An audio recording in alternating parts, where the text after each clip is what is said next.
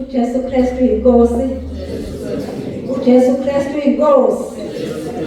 Ngiyabingelela abangcwele babapostoli, umapostoli, abefundisi bonke, abefundisikazi, abavangeli, abangcwele bonke egameni lenkosi yethu uJesu Kristu ophilayo. uJesu Kristu inkosi. Lona ke omile la uMafungose wakambheje, umfundisi wasebranchini yaseMbumba.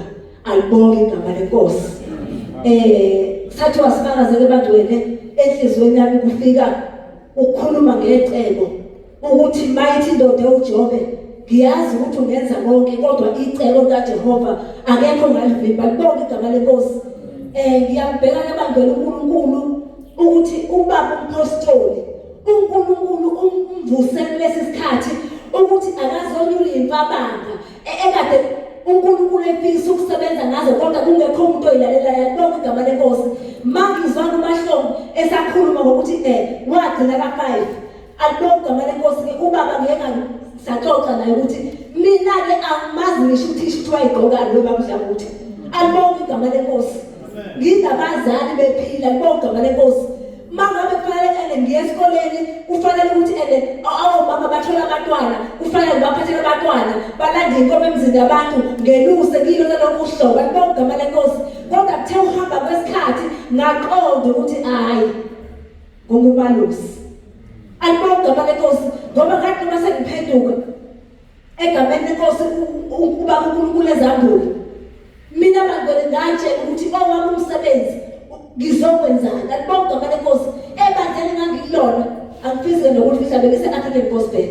Mangabe uNkulunkulu ukukhonza uNkulunkulu akhuluma ukuthi akube ukuthi akube uthola ukuthi akekho umuntu oyizwayo indaba yomuntu ongafundile. Umuntu ongafundile uyini ayazi. Alibonge igama lenkosi. Manje yosihlambulula kwasekwazi ukuthi lonzo uzoyihlambulula kuzochitha isikhathi ngoba lento ayikhulumayo uNkulunkulu akakhuluma into engelutho. Alibonge igama lenkosi. La kuze kwathi khona ngo2014 lathi iziphuma uhlale la ulinda benhliziyo kaNkulunkulu ozokwenza nabo umsebenzi ngalendlela uNkulunkulu ayifunayo. Wathi ungangeni nabelodwa ibandla. Alibonge igama lenkosi. Ngangazike abangcwele ukuthi ngiyohamba ukuze ngifike eRichards Bay la ngiyothola khona indlebe ezolalela uNkulunkulu uthini. Ubaba umpostoli mthatha mina ngimtholile uselifezi icebo kaNkulunkulu ayefuna ngempilo yami. So bangcwele ngiyabonga kakhulu uNkulunkulu ngoba ngomndeni wakaNsibanda umama uyasiza ngolesine. Bangcwele ngiyabonga uNkulunkulu. Angazi ukuthi ngayisantoni kuye efanele kumbonga. Namhlanje bangcwele ngikhuluma ngecebo ukuthi akekho umuntu ongama ngaphambi kwecebo lakho. Namhlanje ngiseBible College ngenza umnyaka wami wokugcina ngizokwenza idiploma mhlaka-9 ngiyoqoqa. Alibonge igama lenkosi. Ngoba ngithi angekho umuntu ongama ngaphambi kwecebo lakho.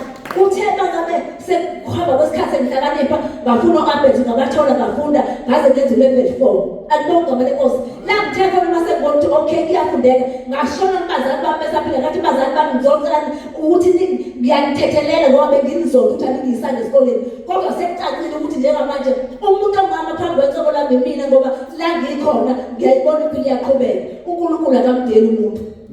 Akamdeli umuntu.